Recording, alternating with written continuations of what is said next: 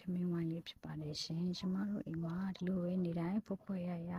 ချက်ပြုတ်ပါတယ်ရှင်အဲကြောင့်မို့ကျမတို့ကအပြင်စားဆိုရင်လေမလည်းမဘူးစားလည်းမစားတတ်ပါဘူးရှင်ကောင်းပြီဆိုတော့ပြင်စားတော့မှမာဆိုင်နဲ့တခါတလေပဲမာစားပါတယ်တခါတက်ပို့ပြီးတော့လည်းမစားပါဘူးအိမ်မှာဆိုရင်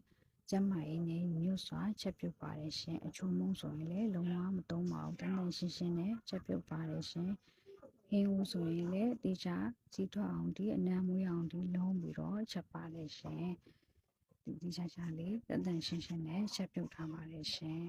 ဒီမှာဆိုရင်လည်းမီးဖို့လည်းတန်တန်ရှင်းရှင်းနဲ့ချက်ပါတယ်ကျမကြီးနဲ့မြို့စွာချက်ပြုတ်ထားပါတယ်ရှင်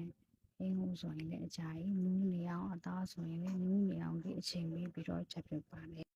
ကျုပ်သူလည်းအိမ်မှာအမြဲမပြတ်ဝေထားပါတယ်။တရားကလေးကိုလည်းဒီနေ့ကျုပ်တလုံးပုံမှန်ကျွဖြစ်ပါတယ်။ဒီထဲပိတ်တာလိုက်ဝေထားပါတယ်ရှင်။စားကျင်တဲ့မုန်းလို့ဆိုရင်အိမ်မှာပဲစိတ်ရှိလက်ရှိလုပ်ပြီးတော့တန်ရှင်းရှင်းနဲ့လုပ်ပြီးတော့စားပါတယ်။စီဆိုရင်လည်းကျမတို့အိမ်မှာစီတောင်းကိုပဲအမြဲတမ်းသုံးပြပါတယ်ရှင်။ဒီရှုပ်ပေးရတဲ့အတွက်